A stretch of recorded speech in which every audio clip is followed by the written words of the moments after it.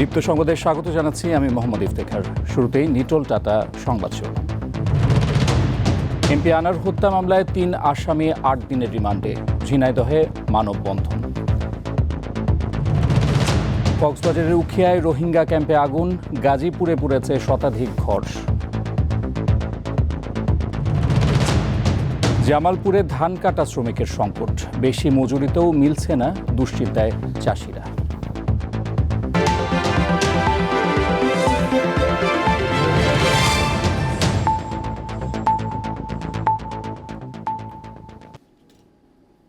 ঝিনাইদহ ৪ আসনের সংসদ সদস্য আনোয়ারুল আজিম আনার হত্যার ঘটনায় গ্রেফতার ৩ আসামিকে ৮ দিন করে রিমান্ড দিয়েছে আদালত। তারা হলেন সৈয়দ আমানুল্লাহ আমান ওরফে শিমুল ভূঁইয়া, ফয়সাল আলী সাজি ওরফে তানভীর ভূঁইয়া এবং শিলাস্তি রহমান। দুপুরে ঢাকার chief metropolitan magistrate Dilruba Afroz তাদের রিমান্ড মঞ্জুর করেন। এর আগে আদালতে ৩ আসামিকে হাজির করা হয়। তাদের ১০ দিন করে রিমান্ডের আবেদন করেন তদন্ত কর্মকর্তা ডিবি পুলিশের ওয়াডি জোনের সহকারী কমিশনার মাহফুজুল ইসলাম। এদিকে সংসদ সদস্য আনার হত্যাকাণ্ডে অংশ নেয়া জিহাদ হালদার ওরফে কসাই জিহাদকে ১২ দিনের রিমান্ড দিয়েছে ভারতের বারাসাতের আদালত। আনার এমপি মহোদয় হত্যার আসামি ৩ জন, তানভীর ভূঁইয়া, সেলিস্টি রহমান সহ ৩ জন আসামির তদন্তের স্বার্থে মহামান্য হাইকোর্টের নির্দেশনা মোতাবেক জিজ্ঞাসাবাদের জন্য ৮ দিনের রিমান্ড মঞ্জুর করে। নিজ এলাকায় ফিরেছেন এমপি আনারের মেয়ে ডরিন। বাবা হত্যার দৃষ্টান্তমূলক শাস্তি চান তিনি। ঢাকা থেকে বৃহস্পতিবার মধ্যরাতে ঝিনাইদহের নিজ বাসায় ফেরেন তিনি। দুপুরে শহরের ভূষণ স্কুল সড়কে নিজ বাসভবনের নিচে সাংবাদিকদের সাথে কথা বলেন। সাংবাদিকদের প্রশ্নের জবাবে ডরিন জানান, সুযোগ পেলে অবশ্যই রাজনীতি করবেন। প্রধানমন্ত্রীর সাথে দেখা করেছেন, বাবা হত্যার বিচার হবে বলে আশ্বস্ত করেছেন সরকার প্রধান, এমনটাই জানিয়েছেন ডরিন। ভারতে যাওয়ার বিষয়ে তিনি জানান, স্পিকারের সহযোগিতায় ভারতের ভিসা পেয়েছেন, প্রয়োজন হলে ভারতে যাবেন। এখন যেই হোক, যে কারণেই হোক, আমি তো আপনাদেরকে আগেই মিডিয়ার সামনে বলেছি যে তদন্ত করতে হবে, সুষ্ঠু বিচার করতে হবে। কি হয়েছিল, কেন হয়েছিল আমি দেখতে চাই, এবং আমি যদি না চিনতে পারি আমি চিনতেও চাই তাদেরকে, এবং এর জন্য যা করতে হয়, যে পর্যন্ত যেতে হয় আমি যাব, এবং মাননীয় প্রধানমন্ত্রী আমার সঙ্গে আছেন, তিনি আমাকে সহযোগিতা করবেন। এমপি আনার হত্যার প্রতিবাদ ও হত্যাকারীদের শাস্তির দাবিতে কালীগঞ্জ পৌরসভার ৫ নম্বর ওয়ার্ডবাসীর আয়োজনে মানববন্ধন হচ্ছে। এমপি আনার কন্যা এলাকায় ফিরে আসার পর এই মানববন্ধনের আয়োজন করা হয়েছে। ঝিনাইদহের কালীগঞ্জ মেইন বাস স্ট্যান্ড থেকে সবশেষ তথ্য জানাচ্ছেন সহকর্মী শাহরিয়ার আলম সোহাগ। শাহরিয়ার, সেখানকার পরিস্থিতি কি বলছেন স্থানীয়রা? ইফতেখার, আমি এখন দাঁড়িয়ে আছি ঝিনাইদহের কালীগঞ্জ উপজেলার মেইন বাস স্ট্যান্ড এলাকায়। এখানে আমার পিছনেই ঠিক আপনি দেখতে পাচ্ছেন যে অনেক মানুষ মানববন্ধন করছেন। আর এই মানববন্ধনের আয়োজন করেছেন এমপি আনারের নিজ গ্রামের মানুষেরা। নিশ্চিন্তপুর গ্রামবাসীর আয়োজনে চলছে এই মানববন্ধন। এই মানববন্ধনে আপনি দেখতে পাচ্ছেন দুই পাশের যানবাহন কিন্তু চলাচল বন্ধ হয়ে গেছে। এছাড়া বিপুল সংখ্যক মানুষ এসেছেন এমপি আনার হত্যার বিচারের দাবিতে, এবং যারা প্রকৃত আসামি এবং যারা খুনের সাথে সরাসরি নেপথ্যে এবং সামনে থেকে নেতৃত্ব দিয়েছেন তাদের সবাইকে দৃষ্টান্তমূলক শাস্তির দাবি জানিয়েছেন এখানকার স্থানীয়রা। একটু আগেই বক্তব্য দিচ্ছিলেন সাংসদ কন্যা মুমতারিন ফেরদৌস ডরিন। আপনি জানেন যে সে ভিসা পাওয়ার পরেও ভারতে না গিয়ে বৃহস্পতিবার মধ্যরাতে নিজ এলাকায় ফেরত আসেন, এবং ফেরত আসার পরে তিনি সাংবাদিকদের সাথে বিভিন্ন বিষয়ে কথা বলেন। তিনি প্রধানমন্ত্রীর হস্তক্ষেপ কামনা করেছেন তার বাবার হত্যার বিচারের দাবিতে। এখানে আরও উপস্থিত আছেন কালীগঞ্জ উপজেলা পরিষদের নবনির্বাচিত চেয়ারম্যান শিবলি নোমানি, ভাইস চেয়ারম্যান শফিকুজ্জামান রাসেল, কালীগঞ্জ পৌরসভার মেয়র আশরাফুল আলম আশরাফ সহ বিপুল সংখ্যক নেতাকর্মী। তো এই মানববন্ধনের মাধ্যমে এখানকার স্থানীয় নেতাকর্মীরা যেটা জানাতে চাই সেটা হচ্ছে যে কালীগঞ্জের জনপ্রিয় এমপি ছিলেন ঝিনাইদহ ৪ আসনের জনাব আনারুল আজিম আনার, তাকে পার্শ্ববর্তী দেশ ভারতে খুনের ঘটনা ঘটেছে, এবং এই খুনের ঘটনা যা প্রকৃত যে কারণ, সেই কারণ যেন উদ্ঘাটন হয়, প্রকৃত দোষীদের শাস্তি দাবি জানিয়েছেন এই স্থানীয়রা। এবং আর সাথে সাথে আরেকটি তথ্য জানিয়ে রাখি, এমপি কন্যা মুমতারিন ফেরদৌস ডরিন দাবি করেছেন পত্রিকায় এখন যে নিউজগুলো আসছে এগুলো আসলে অবান্তর, এর আগে কেন আসেনি এই প্রশ্নও তুলেছেন মুমতারিন ফেরদৌস ডরিন। ইফতেখার, এই ছিল ঝিনাইদহের কালীগঞ্জ থেকে আমার কাছে সর্বশেষ। দর্শক, সংসদ সদস্য আনোয়ারুল আজিম আনার হত্যার ঘটনায় যে মানববন্ধন হচ্ছে ঝিনাইদহে, সেটির বিষয়ে জানাচ্ছিলেন সহকর্মী শাহরিয়ার আলম। সাবেক সেনাপ্রধান আজিজ আহমেদ এবং পুলিশের সাবেক আইজি বেনজির আহমেদের অপরাধের ব্যাপারে সরকারের পক্ষ থেকে কোনো সুরক্ষা দেওয়া হবে না, এমনটাই জানিয়েছেন আওয়ামী লীগের সাধারণ সম্পাদক ওবায়দুল কাদের। সকালে বঙ্গবন্ধু অ্যাভিনিউ সদ্য প্রয়াত সাবেক সংসদ সদস্য মানু মজুমদারের কফিনে শ্রদ্ধা জানিয়ে দলীয় কার্যালয়ে তিনি বলেন, যেই অপরাধ করুক তাকে শাস্তি পেতে হবে। সাবেক সেনা ও পুলিশ প্রধানের কর্মকাণ্ডে সরকারের ভাবমূর্তি ক্ষুণ্ণ হয়েছে কিনা এমন প্রশ্নে আওয়ামী লীগ সাধারণ সম্পাদক বলেন, অপরাধীদের শাস্তি পাওয়ার বিষয়ে সরকার সৎ সাহস দেখিয়েছে কিনা সেটি গুরুত্বপূর্ণ। আবরার ও বিশ্বজিৎ হত্যাকাণ্ডের উদাহরণ টেনে তিনি বলেন, ছাত্রলীগের কর্মী হয়েও কেউ পার পায়নি। তিনি সাবেক আইজিপি হন আর সাবেক সেনাপ্রধান। আমাদের দেশের প্রচলিত আইনে অন্যায় যে করবে তাকে শাস্তির কাছে সমর্পণ করে। এখানে কোনো প্রকার সরকারের কাউকে প্রোটেকশন দেওয়ার বিষয় নেই। কক্সবাজারের উখিয়ার থাইংখালী ১৩ নম্বর রোহিঙ্গা শিবিরে আগুনে পুড়ে গেছে এনজিও কার্যালয়, দোকান ও ঘরসহ ২ শতাধিক স্থাপনা। সকাল 11:15টার দিকে অগ্নিকাণ্ডের ঘটনা ঘটে। কক্সবাজারের রামু, উখিয়া, টেকনাফের দমকল বাহিনীর ৫টি ইউনিট ঘণ্টাব্যাপী চেষ্টা চালিয়ে আগুন নিয়ন্ত্রণে আনে, তবে এখনও ক্ষয়ক্ষতির পরিমাণ জানা যায়নি। আগুনে কারিতাস নামে একটি এনজিও কার্যালয়, দোকান ও রোহিঙ্গাদের বাড়িঘর সহ ২ শতাধিক স্থাপনা পুড়ে গেছে। আগুনের সূত্রপাত কোথা থেকে তা এখনও নিশ্চিত হওয়া যায়নি।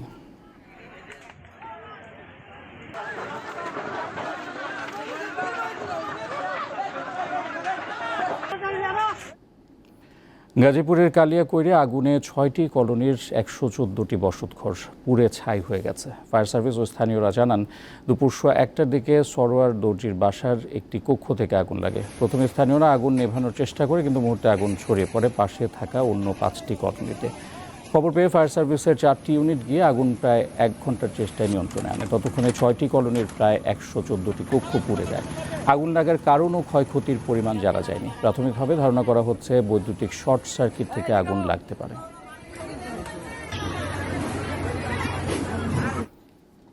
বঙ্গোপসাগর ও তৎসংলগ্ন এলাকায় সৃষ্টি হওয়া সুস্পষ্ট লঘুচাপটি ঘনীভূত হয়ে নিম্নচাপে রূপ নিয়েছে বলে জানিয়েছে আবহাওয়া অধিদপ্তর। এর প্রভাবে চট্টগ্রাম, কক্সবাজার, মোংলা ও পায়রা সমুদ্র বন্দরে ১ নম্বর দূরবর্তী সতর্ক সংকেত দেখাতে বলা হয়েছে। ধারণা করা হচ্ছে লঘুচাপটি আগামী রবিবারের মধ্যে ঘূর্ণিঝড়ে রূপ নিতে পারে, তখন এর নাম হবে রেমাল। ঘূর্ণিঝড়ে পরিণত হলে এটি বাংলাদেশের সুন্দরবন, খুলনা এবং তৎসংলগ্ন কলকাতা ও পশ্চিমবঙ্গ অঞ্চল দিয়ে অতিক্রম করতে পারে। আবহাওয়া অধিদপ্তরের বিজ্ঞপ্তিতে জানানো হয়, নিম্নচাপ কেন্দ্রের মধ্যে বাতাসের একটানা সর্বোচ্চ গতিবেগ ঘন্টায় ৪০ কিলোমিটার, যা দমকা অথবা ঝোড়ো হাওয়ার আকারে ঘন্টায় ৫০ কিলোমিটার পর্যন্ত বৃদ্ধি পাচ্ছে। এছাড়া নিম্নচাপ কেন্দ্রের নিকটবর্তী এলাকায় সাগর উত্তাল রয়েছে।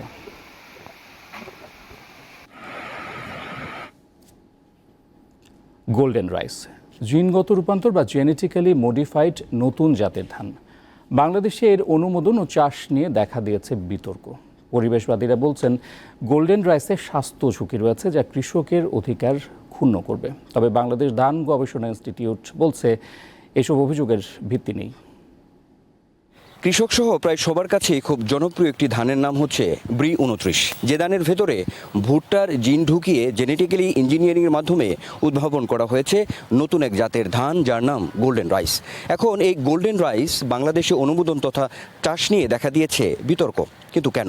জিনগতভাবে রূপান্তর, ভিটামিন এ এবং বিটা ক্যারোটিন সমৃদ্ধ গোল্ডেন রাইস ধানের চাল হবে সোনালী বর্ণের। এর অনুমোদন নিয়ে বিরোধিতা করছেন কৃষি ও পরিবেশবাদীরা। ধান এক ধরনের উদ্ভিদ আর ভুট্টা আরেক ধরনের উদ্ভিদ, দুইটার জিন যখন যাচ্ছে, শুধু কি সে বিটা ক্যারোটিন দিয়েই খান্তে হয়ে বসে থাকবে, আর কি কোনো পরিবর্তন করবে না? এবং এরকম হলে যেটা দেখা গেছে, মানে প্রাণী গবেষণা হলো যে ইমিউনিটি সিস্টেমের উপর বড় ধরনের একটা এফেক্ট হয়, এমনকি বার্থ ডিফেক্ট হয়। অসংখ্য জাতের ধানের এই দেশে গোল্ডেন রাইস অনুমোদনের সময় এখনও আসেনি বলে মনে করেন কেউ কেউ। ধান উৎপাদনে যদি স্বয়ংসম্পূর্ণ হই আমরা, তাহলে এখন প্রোডাকশনের দিক দিয়ে গোল্ডেন রাইসের কোনো প্রয়োজন এখানে নাই। টিল নাও এটা কিন্তু ফার্মার্স লেভেলে এখনও পৃথিবীর কোনো দেশেই যেতে পারে নাই। ফিলিপিন্সে চেষ্টা করেছিল, সেটা এখন বন্ধ হয়ে গেছে। সো এই অবস্থায় আমাদের চিন্তা করতে হবে যে আদৌ আমাদের প্রয়োজন আছে কিনা এখন গোল্ডেন রাইসের, এবং থাকলেও সেটা কোন এসপেক্টসে আমরা নিব। তবে বাংলাদেশ ধান গবেষণা ইনস্টিটিউট এর দাবি, দীর্ঘদিনের গবেষণার ফলে গোল্ডেন রাইস এর পরিবেশগত ও স্বাস্থ্য ঝুঁকির কোনো প্রমাণ মেলেনি। এটার মধ্যে কোনো স্বাস্থ্য ঝুঁকি থাকার মতো কোনো উপাদান নেই যেটা ক্ষতিকর প্রভাব ফেলতে পারে বা কিংবা পরিবেশের উপর প্রভাব ফেলতে পারে। এটা কোম্পানির সাথে যাওয়ার কোনো সুযোগ নাই। এটা কৃষক, এটার জন্য যারা এটা গবেষণার সাথে জড়িত তারা এটার জন্য কোনো স্বত্বাধিকার চার্জও কিন্তু তারা বলে নাই। বাংলাদেশের পরিপ্রেক্ষিতে গোল্ডেন রাইসের অনুমোদনকে ইতিবাচকভাবেই দেখছেন কৃষি অর্থনীতিবিদরা। আজকে যারা জেনেটিক্যালি মডিফাইড অর্গান নিয়ে প্রশ্ন তুলছেন, তারা কিন্তু হাইব্রিড রাইস নিয়েও প্রশ্ন উত্থাপন করেছিলেন, এবং তার আগে তারা উচ্চ ফলনশীল জাত নিয়েও প্রশ্ন উত্থাপন করেছিলেন, কিন্তু তাদের সেই প্রশ্ন ধোপে টেকে নাই। মাঠ পর্যায়ে গোল্ডেন রাইস ধানের চাষাবাদে পুরোপুরি প্রস্তুতি সম্পন্ন হয়েছে বলে জানিয়েছে বাংলাদেশ ধান গবেষণা ইনস্টিটিউট। গোলা ভরা ধান, পুকুর ভরা মাছ অথবা ধান নদী খাল, এসবই আবহমান বাংলার চিরায়ত ঐতিহ্য, যার সঙ্গে জড়িত আমাদের খাদ্যাভ্যাস এবং পুষ্টি। সেজন্যই গোল্ডেন রাইস অথবা অন্য যে কোনো ধানই হোক না কেন, গুরুত্বপূর্ণ এই খাদ্যের বিষয়ে অত্যন্ত সতর্কতার সঙ্গে সিদ্ধান্ত নেওয়ার তাগিদ সবার। আনোয়ার হোসেন, দীপ্ত সংবাদ, ঢাকা। গাজীপুরের শ্রীপুরে এক কৃষক তার ধান খেতে নিপুণ কৌশলে ফুটিয়ে তুলেছেন ভালোবাসার প্রতীক। সবুজ আর বেগুনি ধান রোপণ করে জমিতে চমৎকার নকশা ফুটিয়ে তুলেছেন তিনি। অসাধারণ এই দৃশ্য মুগ্ধ করছে সবাইকে।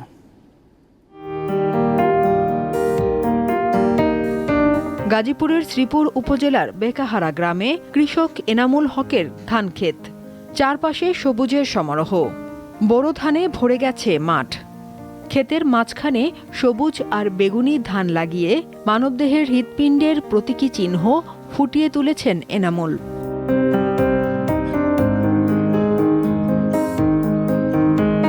এটা পরিবেশটা অনেক সুন্দর, মানে খুবই ভালো লাগছে। আমরা ফ্যামিলির সাথে ঘুরতে এসেছি।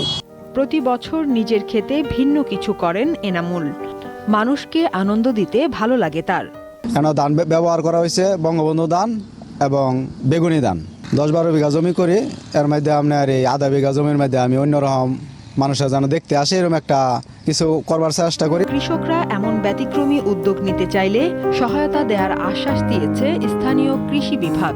প্রতিনিয়ত সহযোগিতা করছি, ওনার সমস্যা হলে আমরা সেটা সমাধানও করে দিচ্ছি।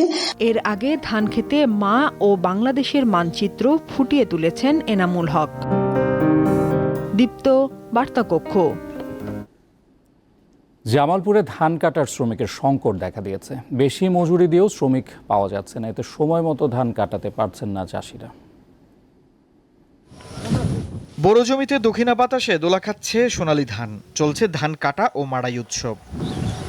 এই আনন্দের মাঝেও শ্রমিক সংকট দেখা দেয় সময় মতো ধান কাটা যাচ্ছে না। এক মণ ধানের দামেও মিলছে না একজন শ্রমিক। এবার কামলা মেলা, সারের দাম বেশি, বিষের দাম বেশি, আমাদের পোস্ট আছে না, আমাদের বাজার বাড়াই দিলাম। ধানের দাম হইলো 800 থেকে 850, আর কামলার বেতন হইলো 800 থেকে 1000, 1100, 1200। জেলায় বড় জমিতে প্রতি বিঘা ধান কাটা ও মাড়াইয়ের জন্য শ্রমিকদের দিতে হচ্ছে 4500 টাকা। বাজারেও ধানের ন্যায্য দাম পাচ্ছেন না কৃষক। যে পরিমাণ ওদের চড়া রোদ, এর মধ্যে কাজ করি, যেমন 700-800 টাকা আঙ্গুর পোষায় না। ধানের সাথে মনে করেন ধানের আবাদের মধ্যে ধান তো যে সার বিষের সমস্ত কামলার দাম বেশি, কারেন্ট বিল, বিদ্যুতের দাম বেশি, মেশিন ভাড়া বেশি লাগতেছে। স্থানীয় কৃষি কর্মকর্তারা বলছেন, কৃষকদের ব্যয় কমানোর জন্য নিয়মিত কাজ করে যাচ্ছেন তারা। উৎপাদন খরচ কমানোর জন্য কৃষকদেরকে সমন্বয় আবাদ করার চেষ্টা করেছি, যেন তারা কম্বাইন হারভেস্টার দিয়ে ফসলটি কর্তন করতে পারে, যেন তাদের অন্তত উৎপাদন খরচটা অনেকাংশে কমাতে পারে। সরকারিভাবে ধান ক্রয় শুরু হলে ন্যায্য দাম পাওয়ার সম্ভাবনা রয়েছে বলে মনে করেন এই কর্মকর্তা। দীপ্ত, বার্তাকক্ষ।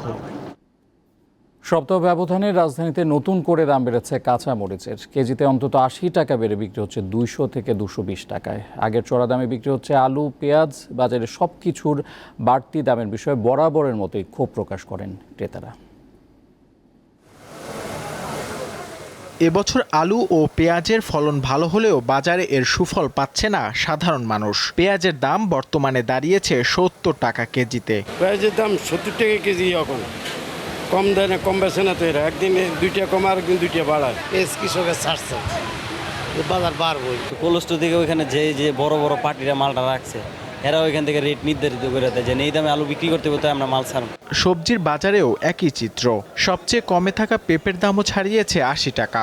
বাজারের এমন হালে বরাবরের মতোই ক্ষোভ প্রকাশ করেন ক্রেতারা। পেঁপের দাম 20 টাকা 30 টাকা থাকে, বাট এই গত 3 সপ্তাহ 1 মাস ধরে যে 90 টাকা, এটা বিশ্বাস করার মতো না। বাট এখন আমরা কিনতেছি বাধ্য হয়ে। কমার্স সিস্টেম আছে যদি যতক্ষণ বৃষ্টি বাদল না হয়। নতুন করে কাঁচা বাজারে ঝাল বাড়াচ্ছে কাঁচা মরিচ। খুচরায় দাম ছুঁয়েছে ডাবল সেঞ্চুরি। পচা মরিচের দাম হলো ওটা মানে ডাকতেছে 60 টাকা 160 টাকা, আর এটা বাঁচতেছে 180 টাকা। এরকম করলে কি কিনতে পারবে মানুষে? কাঁচা মরিচ আগের তুলনায় এখন একটু বৃদ্ধি পাইছে দাম, এর আমদানি কম কারণে মরিচের দামটা একটু বাড়ছে। সপ্তাহ ব্যবধানে কেজি প্রতি সব ধরনের মাছের দাম বেড়েছে 50 থেকে 100 টাকা। বাড়তি দামে কিনতে বাধ্য হলেও মানুষের মাঝে রয়েছে চাপা ক্ষোভ। 400 টাকা কিনছি, যেটা হয়তো 300 350 টাকা হওয়ার কথা ছিল। সব মাছের আমদানি কম, এবেলে দাম একটু বাড়ছে। নিত্যপণ্যের দাম মানুষের ক্রয় ক্ষমতার মধ্যে রাখতে সরকারের সংশ্লিষ্ট প্রতিষ্ঠানগুলোর বাজার মনিটরিং ব্যবস্থা আরও জোরদারের দাবি সাধারণ মানুষের। নূর আলম, দীপ্ত সংবাদ, ঢাকা। এবারে কেওয়াই স্টিল চট্টগ্রাম সংবাদ।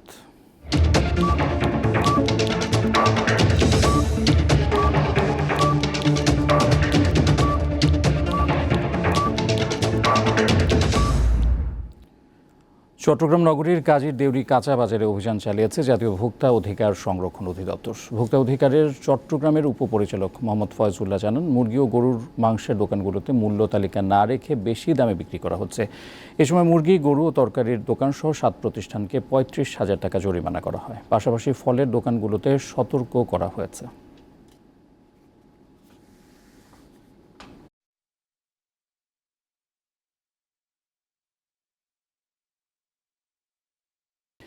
গাজায় চলমান ইসরায়েলি বর্বর হামলায় আরও অন্তত 50 জন ফিলিস্তিনি নিহত হয়েছেন। অবরুদ্ধ ভূখণ্ড জুড়ে চালানো পৃথক হামলায় তারা নিহত হন। গাজার মধ্যাঞ্চল রাফা ও জাবালিয়ে বিমান ও স্থল হামলায় এই হতাহতের ঘটনা ঘটে। ইসরায়েলি হামলার জেরে এখন পর্যন্ত রাফা ছেড়ে পালিয়ে গেছেন 8 লাখের বেশি ফিলিস্তিনি। শুক্রবার এক প্রতিবেদনে তথ্য জানায় বার্তা সংস্থা আল জাজিরা। দক্ষিণাঞ্চলীয় শহর রাফাতে হামাসের যোদ্ধাদের সঙ্গে ইসরায়েলি সেনাদের ব্যাপক লড়াই চলছে বলেও প্রতিবেদনে উল্লেখ করা হয়। গাজায় ইসরায়েলের হামলা বন্ধের বিষয়ে হেগে স্থানীয় সময় শুক্রবার আন্তর্জাতিক বিচার আদালত ICJ-এর রায় দেওয়ার কথা রয়েছে।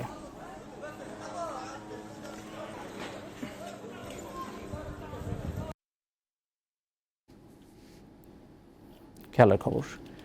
টি-20তে হারের সেঞ্চুরির রেকর্ড গড়ার পাশাপাশি এবার যুক্তরাষ্ট্রের বিপক্ষে হোয়াইট ওয়াশের লজ্জার দুয়ারে দাঁড়িয়ে বাংলাদেশ দল। শনিবার সিরিজের শেষ ম্যাচে মুখোমুখি হবে তারা। খেলা শুরু বাংলাদেশ সময় রাত 9টায়। এর মধ্যে সিরিজ হারানো বাংলাদেশের টি-20তে সামর্থ্য নেই প্রশ্ন তুলেছেন ক্রিকেট ভক্তরা। পারিব না কথাটি বলিও না আর, কেন পারিবে না তাহা ভাবো একবার। 8 জনে পারে যাহা তুমিও পারিবে তাহা, পারো কিনা পারো করো যত না বার, একবার না পারিলে দেখো শতবার। এভাবে দেখতে দেখতে আর খেলতে খেলতে টি-20তে হারের রেকর্ড সেঞ্চুরি করে ফেললো বাংলাদেশ। এতে কালী প্রসন্ন ঘোষ হয়তো তার লেখা নিয়ে পরলোক থেকে কষ্টই পেতে পারেন। যুক্তরাষ্ট্রের কাছে টানা 2 ম্যাচ হারের কষ্ট কি বাংলাদেশের ক্রিকেট ভক্তদের কম হচ্ছে? ICCর পূর্ণ সদস্য বাংলাদেশকে যে রীতিমতো নাকানি চুবানি খাওয়াচ্ছে সহযোগী দেশটি। আমাদের আবেগটা বা ভালোবাসা না থাকে আমরা কখনোই এইসব খেলা দেখতাম না, বাট দেশের প্রতি মায়া, একমাত্র মায়ার কারণে আমরা খেলাটা দেখি, নাহলে কোনো খেলোয়াড়ের প্রতি আমাদের অতটুকু কনফিডেন্সও নেই। আমার মনে হয় তাদের আইনের আওতায় আনা উচিত।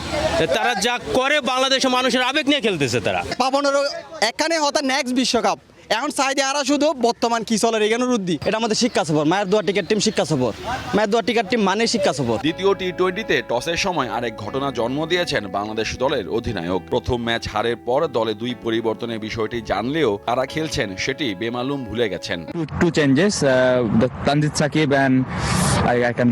জাতীয় দলের সাবেক ক্রিকেটারের মতে মানসিক বিপর্যয় রয়েছে পুরো দল, তার প্রতিফলনই দেখছে গোটা বিশ্ব। বিফোর ওয়ার্ল্ড কাপ আমরা চিন্তা করেছিলাম যে আমরা ইউএসএর সঙ্গে ভালো প্রিপারেশন যাব, বিশ্বাস নিয়ে গিয়েছিলাম। এবার প্রথম যে বাংলাদেশ টিম খুব নেগেটিভ ফ্রেম মাইন্ড নিয়ে গিয়েছে, তো ওটার জন্য একটা মাইন্ড সেট আপ থাকে, তো ওইটার জন্য বাংলাদেশ ভালো ক্রিকেট খেলি নেই। আর এমন না যে ওরাও এক্সট্রা অর্ডিনারি খেলেছে, আমরা খুব বাজে খেলেছি বিদায় আমরা হেরেছি। বড় সিনিয়র প্লেয়ার অল অ্যাবাউট হচ্ছে যে মেন্টর হিসাবে কাজ করবে, কিন্তু যতই যে বলুক সেটা যেই হোক, যদি আপনি নিজে প্রফেশনাল লেভেলে আপনি একটা প্রক্রিয়ার মাধ্যমে এখানে আসছেন, আপনি যদি নিজে স্ট্রং না থাকেন, আপনি যতই মানুষ সাইকিস্ট হোক, পাপন ভাই বলুক, হাতুরা বলুক, ইটস নট কাউন্টেড। পরাজয় ডরে না বীর, কিন্তু টি-20-তে টাইগারদের পরাজয় তালিকা এতই লম্বা ও লজ্জাজনক হচ্ছে যে বীরত্ব গাথা খুঁজে পাওয়া দরকার। তবুও ভক্তদের প্রত্যাশা ঘুরে দাঁড়াবে বাংলাদেশ দল। মোহাম্মদ হাসিব, দীপ্ত স্পোর্টস, ঢাকা। বাংলাদেশের জাতীয় ক্রিকেট দলের লজ্জাজনক হারের ইতিহাস নতুন নয়। আয়ারল্যান্ড, নেদারল্যান্ডস কিংবা স্কটল্যান্ডের সঙ্গেও হেরেছে টাইগাররা। এমনকি হংকং ও কানাডার মতো খর্ব শক্তির বিপক্ষেও রয়েছে লজ্জাজনক পরাজয়। কাটার মুকুটে সবশেষ যুক্ত হলো যুক্তরাষ্ট্রের নাম। 2003 ওয়ানডে বিশ্বকাপ, সেবার গ্রুপ পর্বের 6 ম্যাচের কোনোটিতে জিতেনি টাইগাররা। অন্যদিকে 6 ম্যাচে মাত্র একটি জয় ছিল কানাডার, সেটাও বাংলাদেশের বিপক্ষে। সেই ম্যাচে কানাডা 180 রান তুললেও বাংলাদেশ গুটিয়ে যায় মাত্র 120 রানে। 2007 সালের ওয়ানডে বিশ্বকাপে ভারত ও দক্ষিণ আফ্রিকাকে হারিয়ে সুপার 8-এ পা রেখেছিল টাইগাররা, তবে তারা হেরেছিল তখনকার নতুন দল আয়ারল্যান্ডের বিপক্ষে। এছাড়াও 2009 সালে টি-20 বিশ্বমঞ্চে দুই দলের প্রথম দেখাতেই আয়ারল্যান্ডের কাছে গ্রুপ পর্বের ম্যাচে হারে বাংলাদেশ।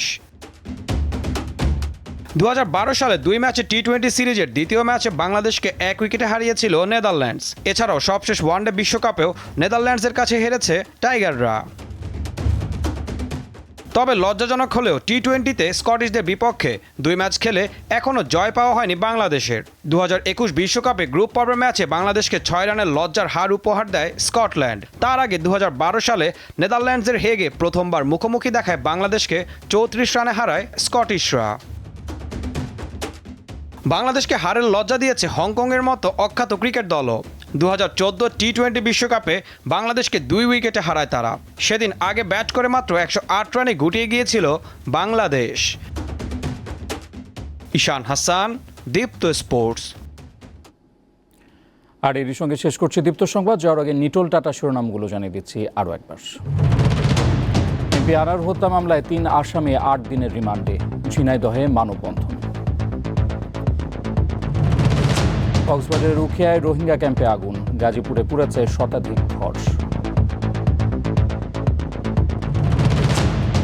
জামালপুরে ধান কাটা শ্রমিকের সংকট, বেশি মজুরিতেও মিলছে না, দুশ্চিন্তায় চাষিরা।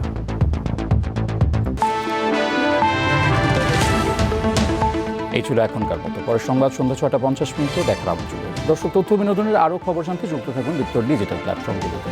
ধন্যবাদ।